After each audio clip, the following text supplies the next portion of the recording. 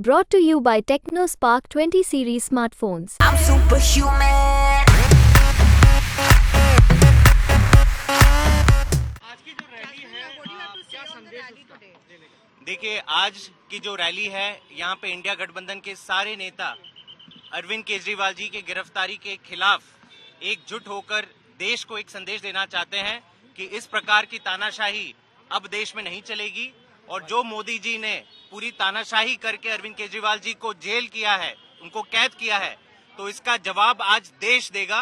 आज से भाजपा की सरकार की उल्टी गिनती आज से शुरू होने वाली है।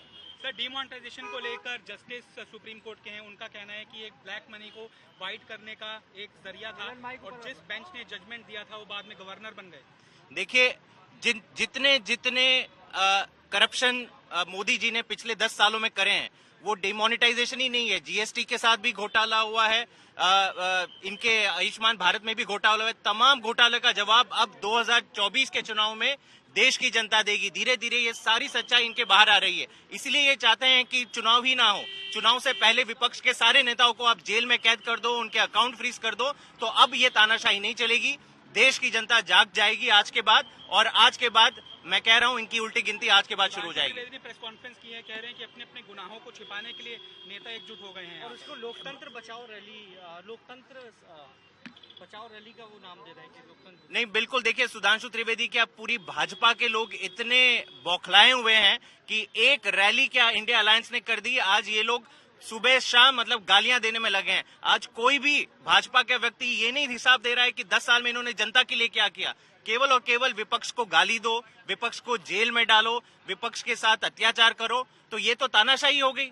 जो हम सुनते हैं कि रशिया में होता है कि पूरा ऑपोजिशन को एक साथ आपने जेल में डाल दिया, उनको मार डाला, यही सारी चीजें देश में चल रही है। तो आज देश अब इसका जवाब देना शुरू करेगा और आज से इनका पतन शुरू हो जाएगा।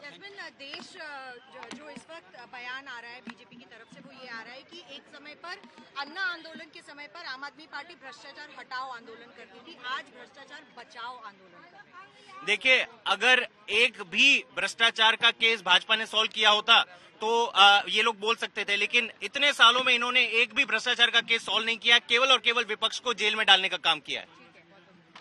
ये थे जास्मिन शाह, जो आम आदमी पार्टी के प्रवक्ता भी हैं और इस वक्त काफ़ी ज़्यादा कमान भी इन्होंने संभाली हुई है आम आदमी पार्टी में।